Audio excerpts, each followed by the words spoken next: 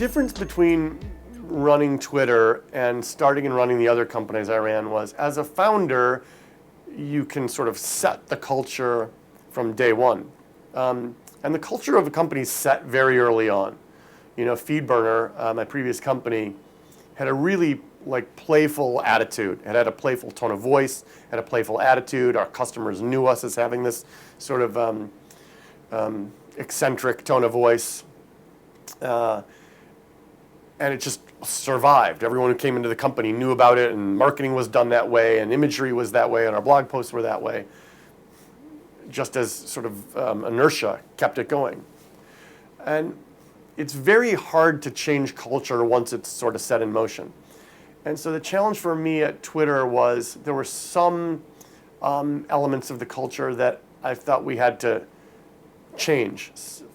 By way of example, when I came into the company, and then when I later took over as CEO, the site was constantly crashing. In fact, we have the people talk about the fail whale. It was the only website that I can remember whose service not available page is a famous fail whale. Like, everyone knows it. And there was sort of this, oh well, what are you going to do attitude inside the company when the site would go down, because the site goes down here at Twitter. That's the way it is. So I did lots of things to try to just help people understand, that's not the way we're going to think about this anymore. In fact, it's not only is it need to stop, it's going to be 1,000% unacceptable for it to go down, and we're going to do all the things we need to do and think about this the way we need to think about it, so that never happens, and so that we don't think about these things as just something that happens. But it's really, really hard to sort of change a culture once it's set in motion.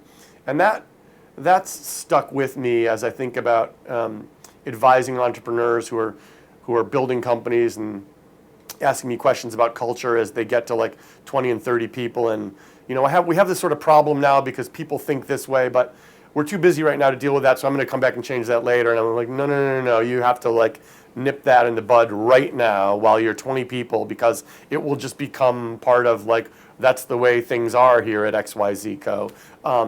So you have to eradicate it, And I don't think you can overstate how important that is, how important the early parts of culture in a company are to what that company's like 5-6 years down the road.